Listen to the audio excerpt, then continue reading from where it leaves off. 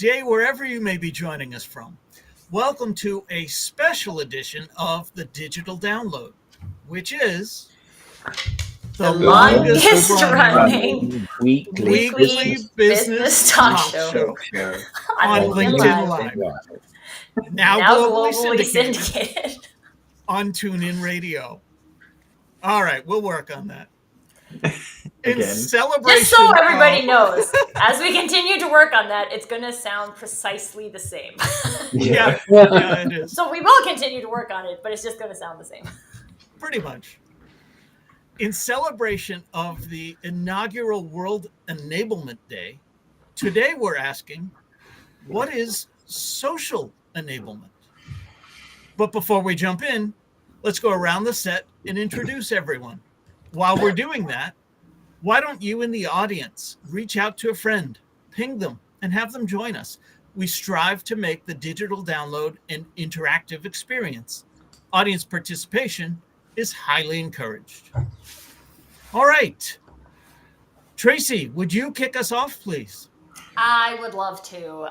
Thank you, Rob. I am Tracy Borison, founder of TLB Coaching and Events, where we care about how marketers are using social selling. So I'm super excited to talk about social enablement today from a marketing perspective. And I'm also a very proud partner of DLA Ignite. Excellent. Thank you very much. Bearded sales guy, Alex. Hello all. Yes, the bearded sales guy. Calling from Portugal. Calling from Portugal. Otherwise known as Alex Abbott, founder of Sapiro and the creator of the conversation operating system. I too am a proud partner of DLA Ignite, and I'm ecstatic about this topic today. Social enablement. Fantastic. Thanks for being here. Thank you, Rob.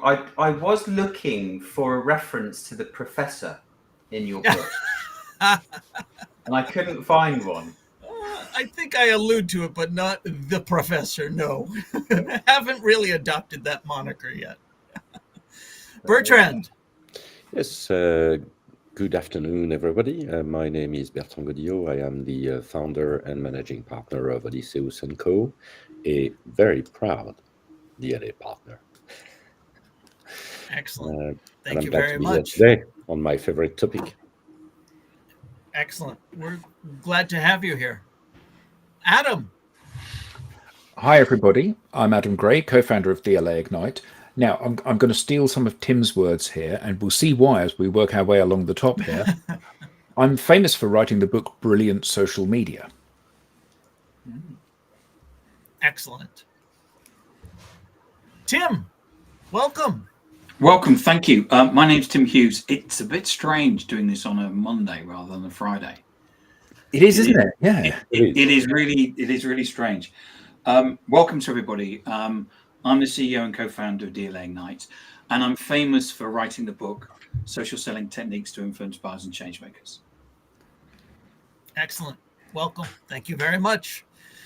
And myself, I'm Rob Durant, founder of Flywheel Results, a proud DLA Ignite partner. And I'm not famous for writing anything. No. Yet. No, you are. You are famous now. Famous now for writing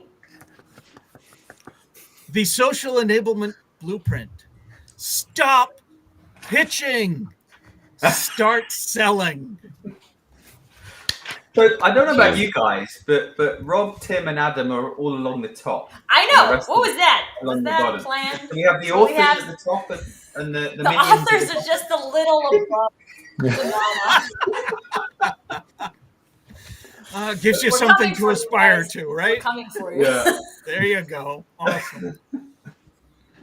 All right, so we've talked a little bit about social enablement, but most people probably have not yet heard that term. So let's start by answering the foundational question. What is social enablement? Social enablement is not a connect and pitch sales program. And that's why I prefer to use the term social enablement in place of social selling. In many circles, social selling has been given a bad name.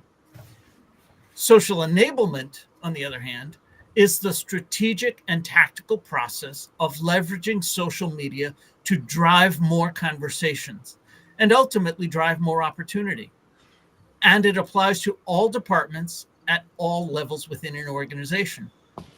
Social enablement is not just for sales. Social enablement is the process by which organizational leaders, enablement professionals, and marketing and HR teams can support sales teams as they apply the Ignite social selling and influence sales methodology to their social selling efforts.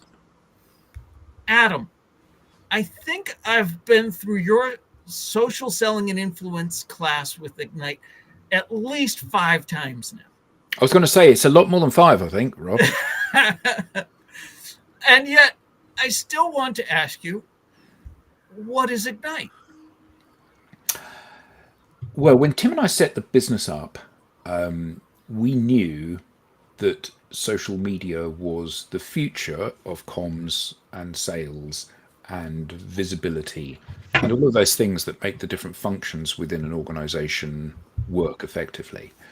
And there were lots of LinkedIn trainers and top tricks type things out there, but we wanted to produce a proven, repeatable, predictable methodology, which we hope changes the way people think about this and how they behave in the online space. And this is not just about creating a plan and knowing that you have to be more friendly or more approachable. But yes, there is an element of that. You have to have a vision, you have to have a dream, you have to have an idea of where you're heading, but you also have to know the steps and the processes that you need to undertake, not just in order to achieve success, because a quick win is success, but it's also a degree of luck, but how you can do that in an ongoing way. Because, one of the things that we like to say is that being successful on social media is hard work, but it's a hell of a lot easier than the other options. And the point is, you want to get the maximum possible result you can in the most predictable way with the least amount of effort. So that's what we've created with this. Awesome. Tim, I know you wrote about this recently. What tools and technologies are essential for effective social selling and social enablement? Do I need to buy an AI? It's a great question, Rob, and one I get asked a lot. And I think it's, I'm seeing that, the average salesperson in the States is probably getting spent, $8,000. I'm hearing of people that are spending $100,000 per salesperson just to give them some sort of tech to enable them to do what they've been doing for the last 30 years, rather than actually saying, well, the world has changed. We all know the world's changed. COVID changed things, social media changed things, digital changed things, but we're still doing things, we're still cold calling like I did 30 years ago. And why are we doing that? Partly because the leadership is saying, well, we need to be doing it because it worked for me 20, 30 years ago. So what they need to be doing is actually raising their heads up and seeing that there's actually something else. And this isn't about sending people spam messages on social media. So bottom line, how much am I investing? Well, we actually recommend that people take the professional edition of LinkedIn, and that's it. That seems so simple. Some of the best things are so simple. You can save an awful lot of money and get better results. Isn't that an amazing thing? Is that more for less? Yeah, I've never heard that expression before. Doing more with less. So Alex, funny about this, if I could just share something from like a marketing perspective, because one of the things that I love about the phrase social enablement instead of social selling is, as you mentioned, Rob, that's kind of been segmented for sales, right? People said like social selling is for sales people or sales activities. And one of the things that has confused me for a very long time is that marketers are responsible 98% of the time maybe more than that, I'm being conservative, for the social presence of a business. So we got marketers over here creating the social presence of the business, as in they are posting things on social media, generally multiple platforms of social media. And then we have the salespeople over here. Maybe they're doing social selling activities, or maybe they're doing the old school cold calling types of activities. But for digital businesses that operate, want to build their funnels in the digital environment, these two efforts now are like fighting against each other. Right? So I got sales over here doing this. I got marketing over here doing this. Nobody knows what each other is doing. And so we can't build something together. We're not actually moving anything forward by the activities that we're doing. And if you look at most marketing organizations and the social activities they're doing, aka posting posts or white papers or client testimonials on their company page, they don't do anything. They don't do anything. And so maybe now you're paying money for a marketing tool to do that. You're most likely paying a marketing resource to do that. So there's a cost associated with these things, even though there's not a cost of having a company page on LinkedIn. And we just keep doing it. We just keep spending this money, and it just keeps going into the toilet.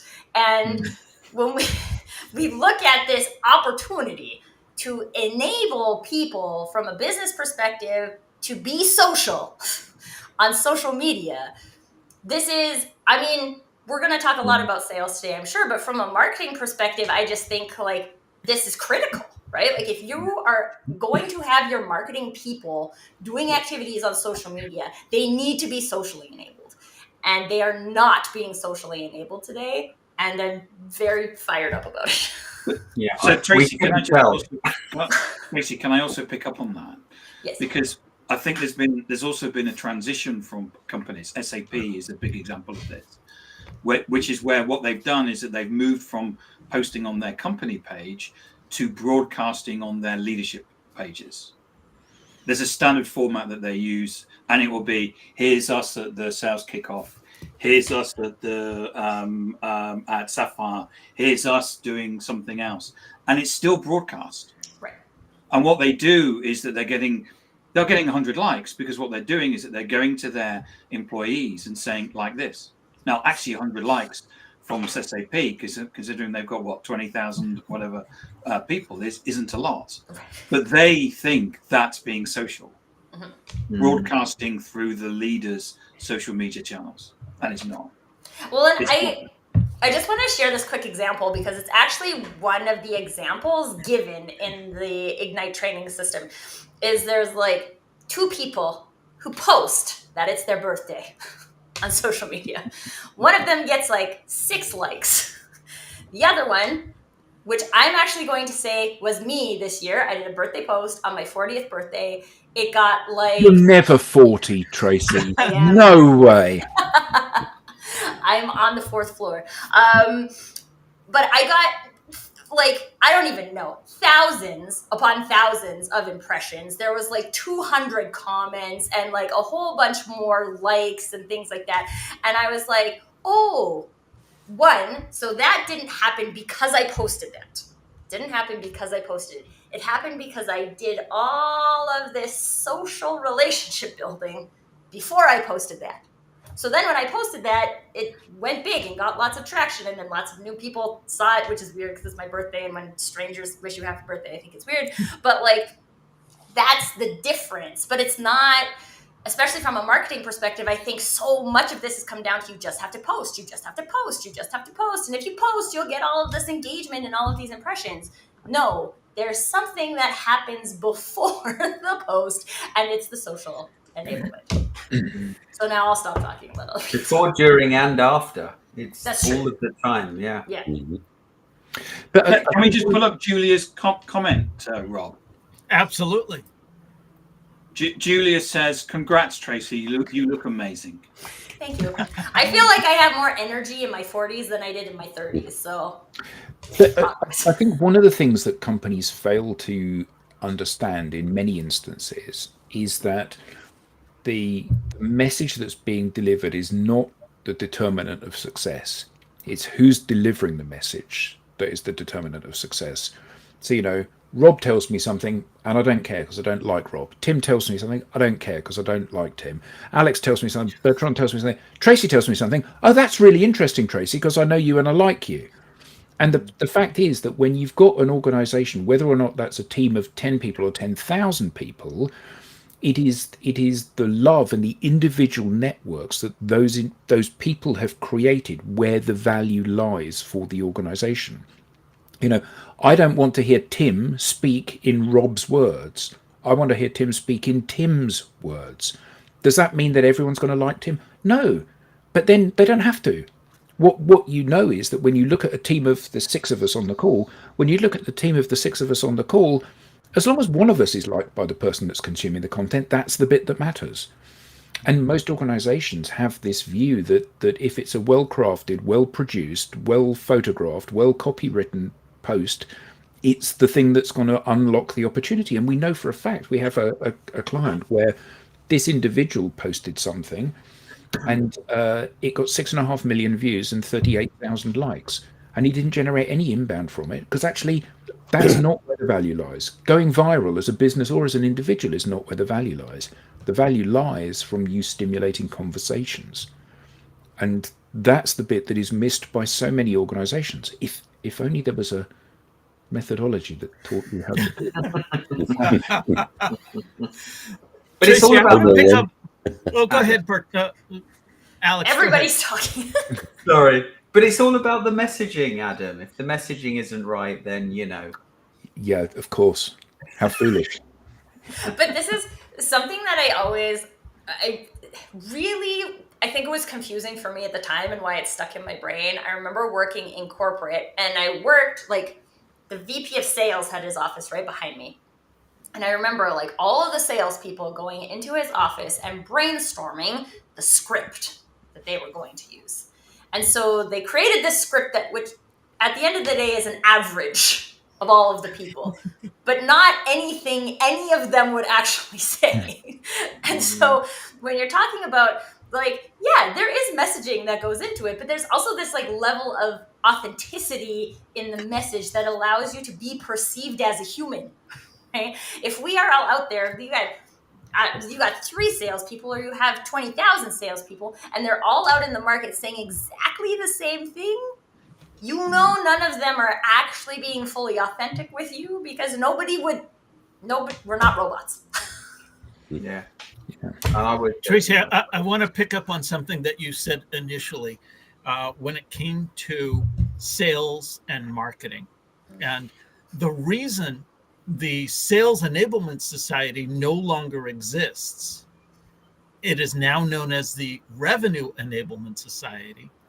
The reason today is World Enablement Day, not World Sales Enablement Day, is exactly the misperception that you had picked up on.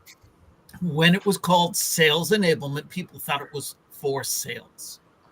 By simply calling it enablement, well, now we can talk about it for all of the departments. And that's why we call it social enablement. Yes, it's sales first because we can point to the results that social enablement drives for salespeople. But we can also point to the results that it drives for marketing, for HR, for purchasing.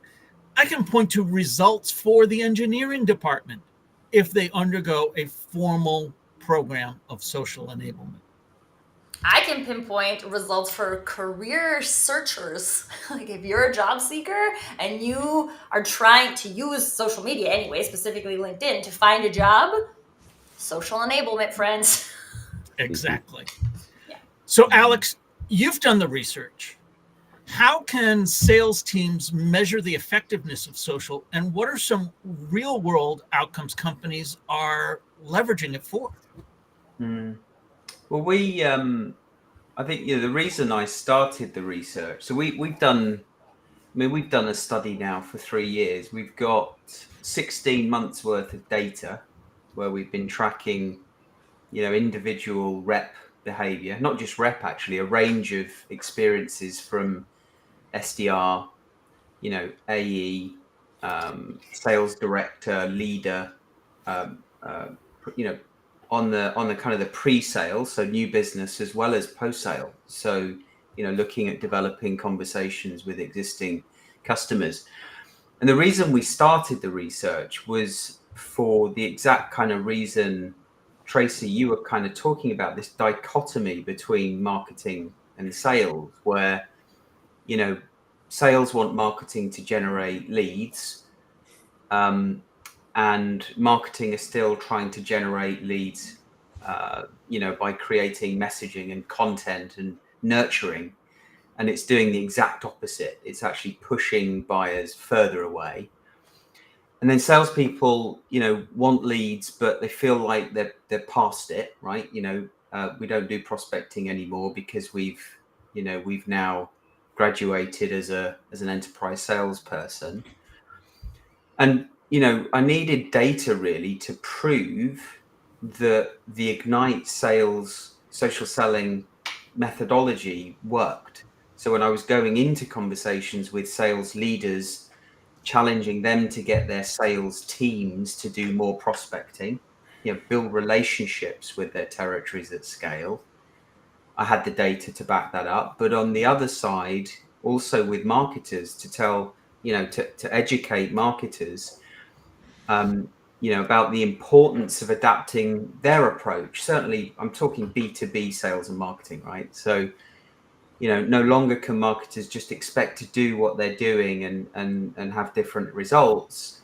They need to think about how they support the sales team differently so that the sales team can actually do the things that sort of, help them, empower them to build relationships at scale. And that might be repurposing content, corporate content, but repurposing it in their own words, not just sharing corporate content that you touched on, Tim, in this call. And so, within the first quarter of measuring things like network growth, follower growth, the number of posts on LinkedIn, how human the content was, not personalized, but actually human, genuine and authentic.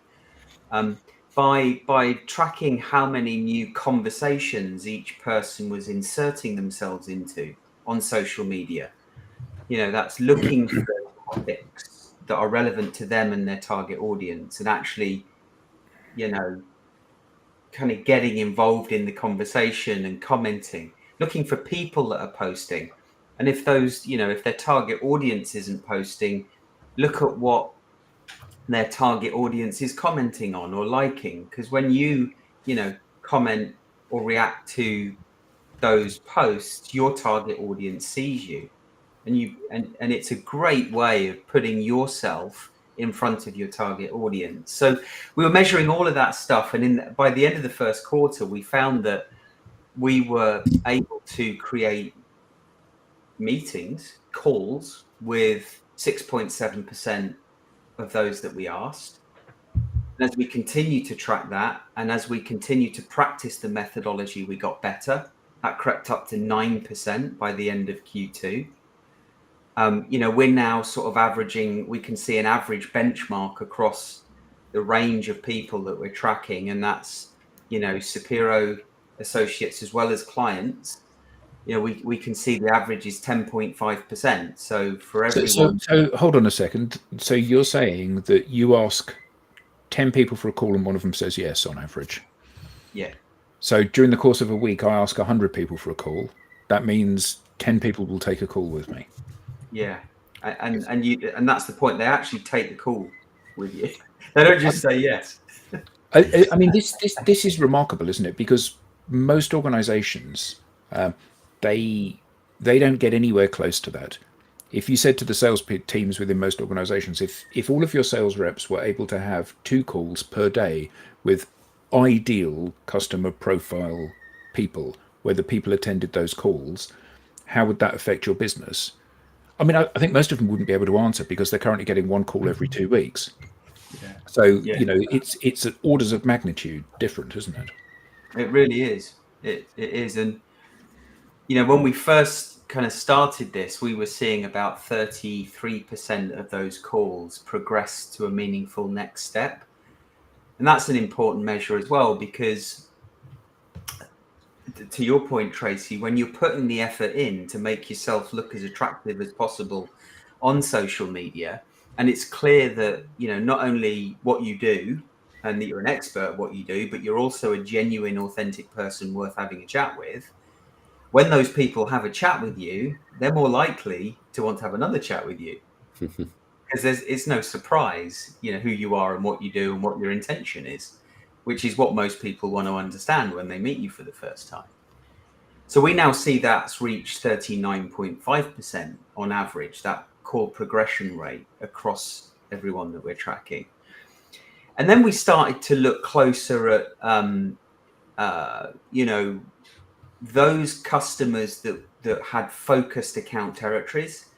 So for everyone, it's not, you know, it's not about volume, it's about quality and actually penetrating those large accounts as deep and as wide as possible. And then we found things like that, you know, by following this methodology, clients were increasing their territory penetration by 10 to 15 times. So, you know, 10 making to 15 times. Yeah. Yeah. I mean, the problem with this is that these numbers are outside of most people's scope of understanding, aren't they? Yeah. You know, a 1,500% increase in your territory penetration, and the thing is that it's through the repetition of simple, easy to understand tasks. Yeah. That's the point, isn't it? You know, like going to the gym. If you want to get fit, you need to not lift heavy weight once. You need to lift it 100 times. And you know, that's the point. It's about teaching people how to do these things, because we know time and again that it addresses the fundamental issues that every sales function in an organization has these days. Yeah. Yeah. So true. And You deliver those numbers so casually, Alex. Yes. They are groundbreaking. yeah, They are not casual at all. I know.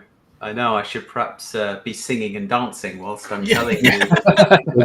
The way you smile when you land these numbers, actually, for the ones who are just listening to us, tells a lot. Yeah. Yeah. Yeah. Well, but I'm also thinking of this from a I would say that the majority of marketing qualified leads are not at all qualified or leads. They're neither of those things. We just call them that because that's what we're getting measured on from a They marketing have a pulse. Right, but like, can you imagine if you had that kind of rate in generating marketing qualified leads and 39% of your marketing qualified leads became sales qualified leads? Like, that number is insane, right? People don't get that. But that's because people are not I would say right now people are not being socially enabled. So it's not even that they're sitting on the skill stack right now and not doing the things. They have not been enabled in this way. And so this is why this conversation is so important, is like, what does it actually look like to be socially enabled? And then once you are, and you've gone through the effort, you've put in that 90 days, 100 days of effort into building things, then you get to see those numbers. Yeah. But you have to be enabled by the thing first. You do. You have to do the thing, is what you're saying, Tracy. To get the thing, you have to do the thing. Yeah. It's well known around here. It is. Yeah, I mean, we had one client who had been working with their SDR in partnership. So he was a sales director working with his SDR. 5 months they were cold calling and emailing into their territory. One meeting. 5 months after their journey with this program, 36 meetings, averaging 2.4 meetings per active account, had engaged 6.4 times more stakeholders than before, which is huge when you think about enterprise sales and the number of stakeholders now influencing, you know, purchase decisions. And now I've got the luxury of kind of looking back. So beyond the 5 months, ends the first year. All right, he finished in the top half of the table, but the thing that is just wonderful about it is looking into year 2 in the first half, 70% of his H1 pipeline is committed revenue. And now he's thinking about just creating a predictable flow of pipeline and revenue, which is the holy grail for anyone in enterprise sales. And the confidence that he has now is just unreal. And he can trust, to your point, Adam, he just trusts in this process. But I mean, let's be honest. If you've been thrashing away for 5 months and generated 1 meeting, and then you try this, and in the same period of time you generate 38 meetings, did you say? 36 meetings. So a 36 times increase in the number of meetings that you've got. I mean, that would give most people confidence, wouldn't it? Yeah. And they are good meetings. That's the point. They're actually potentially better meetings even than the one that was achieved in 5 months. Yeah. So one of the things that I quite find funny, because I have a dry sense of humor, is that one of Alex's clients is an email marketing company, and they can't get any business through email marketing. So they came to Alex and said, Alex, our email marketing system doesn't work. Can you help us with social selling? And this is the thing, right? Like, email has its place, right? There's lots of things that email can do, but from a lead generation point of view, it's mostly useless for most businesses. And even if we're primarily talking about B2B here, and there's a lot of differences between B2B and B2C. And so if you're trying to take, this is something I really observed too with the split of sales and marketing, because I do think in some industries it makes sense to do that in B2C. I used to work in retail furniture. The marketers sit in the corporate office, they make flyers, they send out the flyers. The salespeople are in the store waiting for people to come in. Marketing's job is to drive people into the store, which really, is it working? I don't know. People come in when they need a fridge, right? Your fridge breaks, you come in and you buy a fridge. The salesperson sells you a fridge, right? The activities of sales and marketing don't have to be connected in order for it to work for a business. But from a B2B perspective, people are seeing your marketing efforts and interacting with your salespeople at the same time. So if those two things are not aligned and not working well together, we're actively breaking your brand experience instead of actively building your brand experience. And again, if marketers are here for anything, is it not to actively build your brand experience? I think I would take issue with what you said there, Tracy, because they're not seeing your marketing efforts. And the point is that the reason they're not is that, we all are very good, whether or not we're scrolling in Facebook, or we're looking at our inbox, or we're driving down the street or sitting on the subway looking at, with the adverts around us. What we do is we actively tune this stuff out. It's true.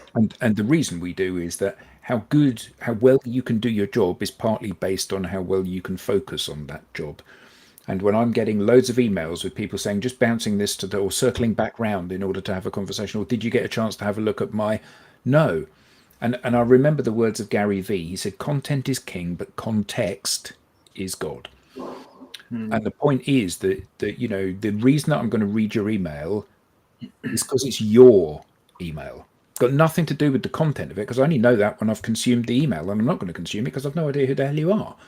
And it's this point, isn't it? If you build a relationship first, you build a platform on which not only are you likely to listen to what I say, but you're likely to believe what I say.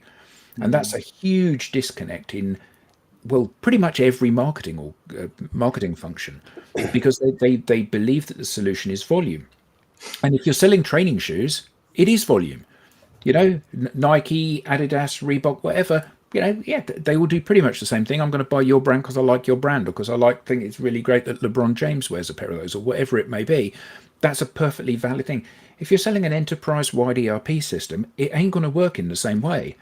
You know, the fact that Richard Branson is saying there, well, I use the Oracle ERP. It's like people don't care. They have no interest in that. And the only way you can get them to care is if they form a bond with you and you demonstrate through your actions that you know what you're talking about. And that's something that seems to have blindsided most people, doesn't it? It is.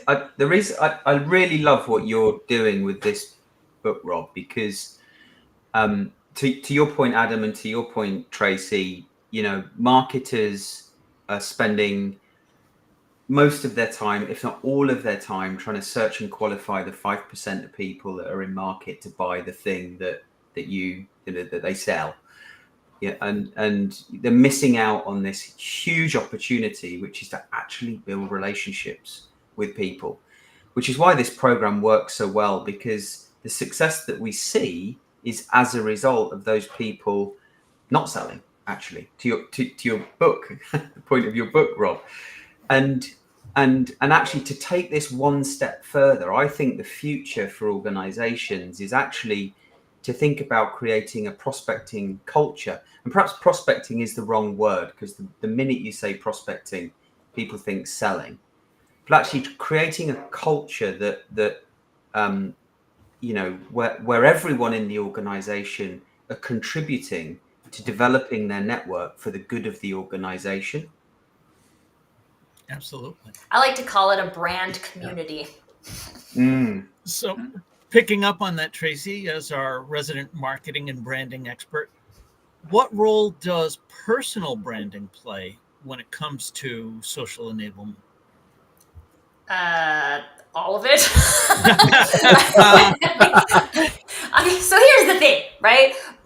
First of all, if we're talking about being social, I think it's important for people to note that the way I am social is different than the way Alex is social, or Rob is social, or Tim is social, or Adam, or Bertrand, or anybody who's watching this. Everybody has a unique brand of being social. And things that fall into it are things like whether you identify as an introvert or an extrovert, that will contribute to how you feel comfortable being social. So this isn't about all people showing up the same, because all people showing up the same doesn't have authenticity behind it. The repetitiveness of the tasks, the things we do, are where the consistency and the habit building lies. But your personal brand is how you build relationships with people. And even if you're listening today and you haven't ever thought before that you have a personal brand, every single human has a unique personal brand. You have conversations in specific ways. You build relationships in specific ways. You are comfortable talking about certain things and you're uncomfortable talking about other things.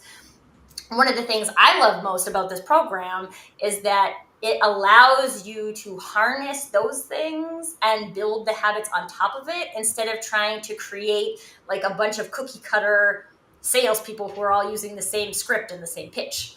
It's about embracing your personal brand, discovering your personal brand, which a lot of people, and I would say specifically from a marketing perspective, this has been very interesting for me, because as a marketer, I will say growing up as a marketer, you are behind the scenes. You are the voice of the brand. You are not the voice of yourself. You are the voice of your brand, and the brand says this, so you say that, right? You repeat the pitches, you repeat the elevator statements, you repeat what's on the website, you just repeat it. And the problem with that, and I can't remember if it was Tim or someone alluded to this earlier, maybe it was Adam actually, that the way I say something resonates with a specific group of people.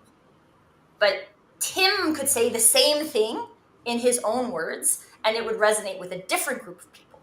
And so from a marketing perspective, there's a lot of power in that, because now I've created the opportunity to resonate with a whole ton more people. You got 6 marketers on your team. You have the opportunity to take what is a lockdown narrative right now and open it up to 6 times the amount of people by enabling the personal brands behind the social interactions. Now, again, a lot of marketers right now aren't even having social interactions. Their job is to post the thing on social media and then tell the salespeople to share it. And the salespeople sometimes do, sometimes they like it. Most of the time they do nothing. And we just keep doing the same things. But at the end of the day, this is about igniting that uniqueness of the people behind the scenes within the umbrella of the brand. Because I think a lot of times why people are afraid to do this from a marketing perspective too is that they're like, but this is our brand. Our brand has to be this. But if you've hired your people responsibly, then your people should match your brand. Okay? So if you let your people go out and be people, it should match your brand. And this is why, Rob, you talked about why this has like a HR and a culture perspective attached to it too, because if you historically haven't done a good job of hiring your marketers or your HR team or your engineers or your salespeople in alignment with your brand values, then yeah, you would be terrified to let those people go into the social environment and share what they're going to share. But then there's other problems. I'm going to leave it at that for now. Bertrand, I wanted to ask you, as one who has recently started practicing Ignite in the French market, how do language and culture play into social enablement strategies? Well, of course, Rob, I mean, obviously, we'd love to think we're different. But the reality is that we do have social animals. We do have people who are more reluctant to being social. But, you know, my own experience, every single call I have with my new contacts on LinkedIn are actually very high quality. We discuss our challenges. We also share thoughts about how to solve them. Now, is the French market different? Of course, the language is different. I've started applying Ignite, I think, a little bit more than 4 months ago. I have more than doubled my number of contacts in my target market. I'm on the range of 5 to 10 conversations a week. And when I talk about having high quality conversations, there are some of these new contacts. I'm already on the 3rd or 4th call with them, because we actually have created a relationship, and I'm glad we talked about this, which is the exact opposite of what very unfortunately is hiding behind the term social selling in practice. Because in practice, and to go back to what you were saying, Tracy, when the term social selling in our market is just all about automation and SDRs, completely disconnected. And then you end up with a sales team who's not social enabled. So it's completely counterproductive, as you very well stated. So that's also why there are people who are reluctant to getting on a conversation. The reason why they are reluctant is because they believe they're going to be pitched, which is obviously not the goal of creating a relationship and being on a social network. We are here to do the networking activity. And by the way, one number I was contemplating again this morning is my level 2 connections are currently at 320K, which means that even with a very small network, but very targeted, you actually have a lever, which is completely crazy, assuming the fact that you have truly created a relationship, and not just sending a flyer or a digital version of the analog flyer. I don't think that is working. So great experience here. We're no different than any other country from a B2B perspective, I'm quite sure. Does that answer your question, Rob? Absolutely. Thank you for that. As we've got 15 minutes left, I thought I'm going to talk about this. Okay. So Rob doesn't want to talk about his book, but we're going to talk about it. So it's not available on Amazon yet, is it, Rob? No. Because I checked and Yeah, no. The great thing about writing a book is writing a book. The Yeah. challenging thing about writing a book is everything else that goes with it. And as others know, and I have learned, you need at least 3 full business days before you post a book to Amazon before it's available for distribution. With So delays in have you writing, posted it? delays in editing. Have you posted it to Amazon? So it is now. It will be any moment now. It'll be available. It will be available by the end of this week. And if you would like to get notice of the wait list, you can go to socialenablement.pro. On socialenablement.pro or the QR code on screen, you can register to have an email notification when the book becomes available on Amazon and other book resellers. Yes, sorry about that, Alex. It's all right. It's a good resting spot.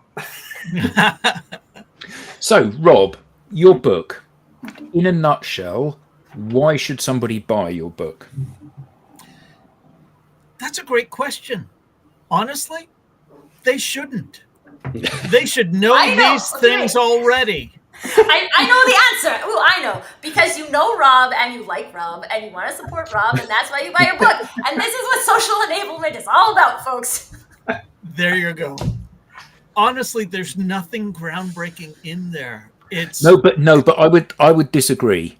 I would strongly disagree You're with that. short selling this, my friend. Yeah, because there is. There's So nothing I read it, and groundbreaking in there. I read it as well, that Rob. Rob's brain didn't know. He knew it It's- and he wrote it down. yeah, but there's a it's lot of really groundbreaking well things written. in there that other people do not know.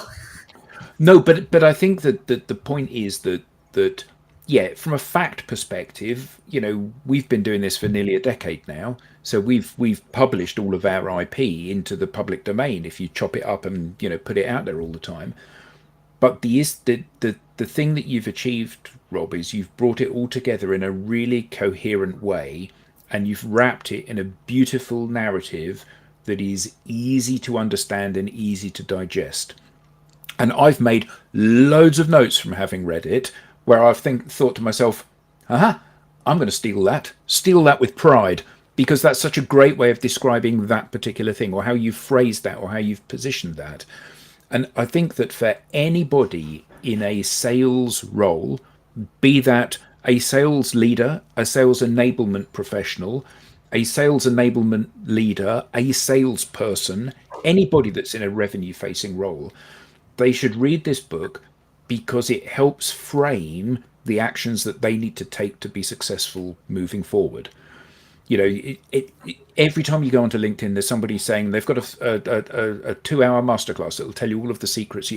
And all of these things are great, and they do tell you the secrets that you need to know, but they don't tell you how to implement the secrets, and they rarely tell you why you should implement the secrets.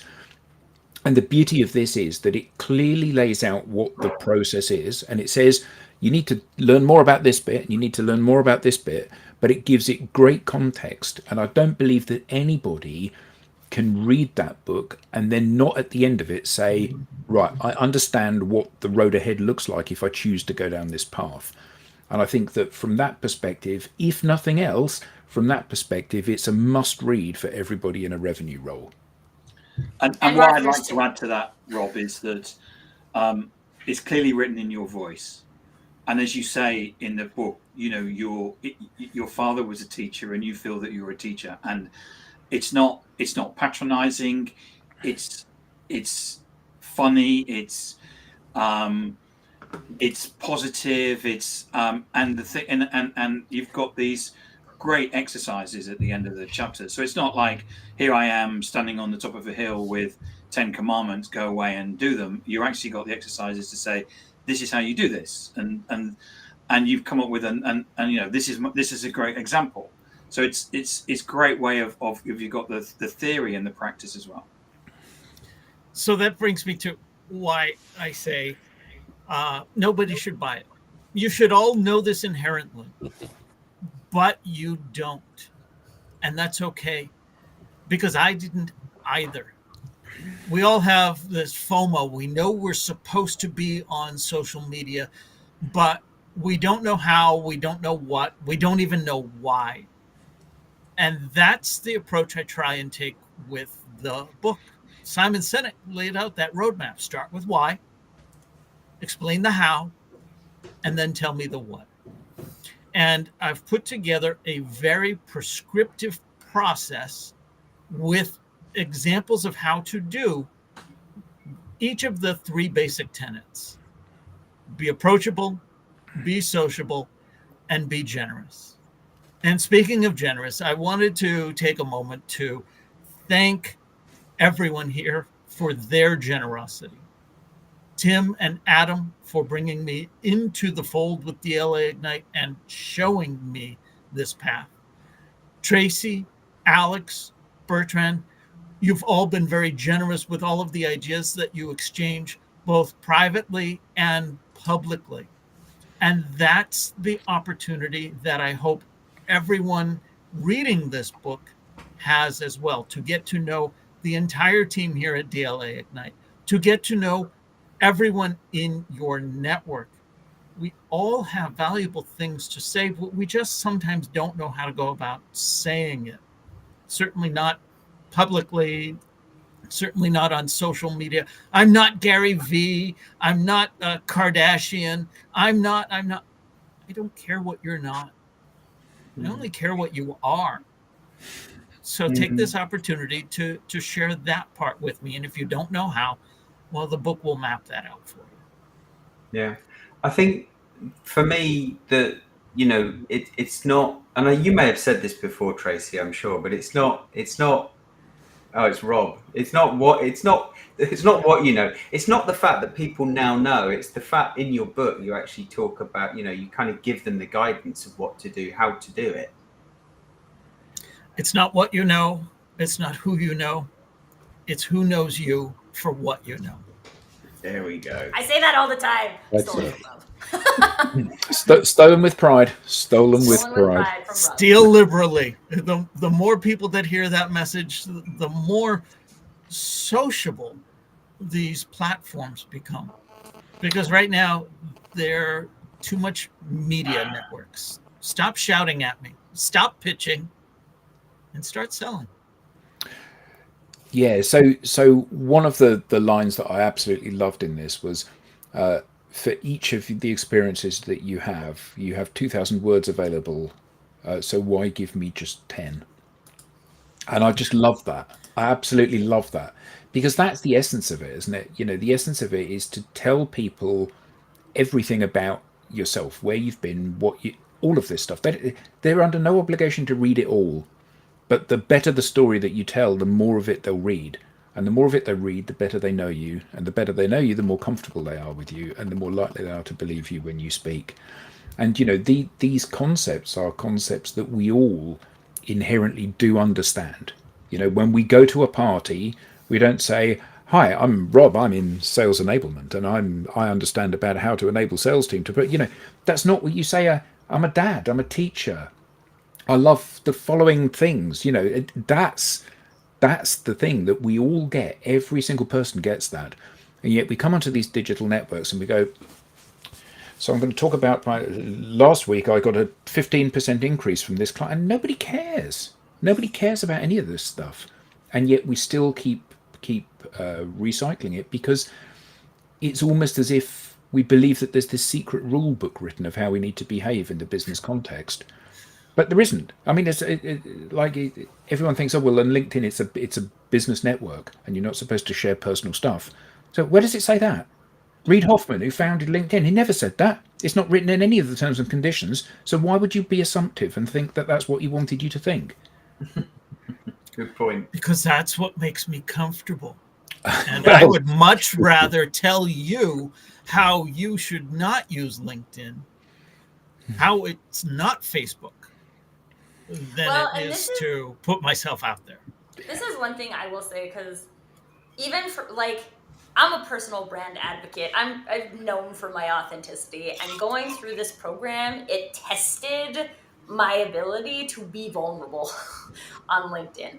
And that is a practice, right? So then once you do it a few times, and it gets easier and easier and easier, And I'm not saying, and I don't think any of us are saying that this is about revealing all things about you to the internet. Right? This is about me saying, I had a moment with my son, and this is what happened, and this is what it taught me about personal branding. And this is part of the reasons why I am a branding expert, is because I see branding in the entire world. I see it in this episode. I see it in my son. I see it in the neighbors across the street. I see it. And so when you can take those things that you uniquely see and show them to people, then what they get to see is you're seeing things that other people don't see. And those things that you think are so basic, there's nothing new in this book, are things that other people have never been able to put together until you used your words to tell them it. And so that's why I think there's so much power in this concept of social enablement, because we're just really saying we're socially enabling people to share their story. And authenticity, in my definition, is about you saying or doing what you would do or say when you would do or say it. I don't get to dictate what story you tell. You dictate what story you tell, but you tell the stories that you want to tell. And you stop letting fake boundaries on LinkedIn tell you can't tell them, because you can't. Yeah. But Tracy, that's scary. Yeah. It is scary. It's scary. And this is the thing I tell my son. My son is 6. It will always be scary until you try it. Well, it doesn't get less scary until you try it and you start to work your way through how you would do it. And then once you find your way to do it, it's not scary. But as long as you sit there and wait, it will continue to be that same amount of scary. It won't get any less scary. You got to just do it. Yeah. Okay. Perfectly right. Perfect. I think that is a perfect way to wrap this up. If you want the thing, you have to do the thing. Is that what we're saying? I heard that. I heard that before. You want the thing, you have to buy the thing. There we go. Get the book. You can join the waitlist for the Social Enablement Blueprint at socialenablement.pro or scan the QR code on screen. We now have a newsletter. You can sign up for show highlights, beyond the show insights, and reminders of upcoming episodes. You can visit us at digitaldownload.live and click on newsletter, or follow the QR code on screen. On behalf of the panelists, thank you all for being part of this inaugural World Enablement Day special edition. And we'll see you next time on the Digital Download. Well done, Rob. Thank you all.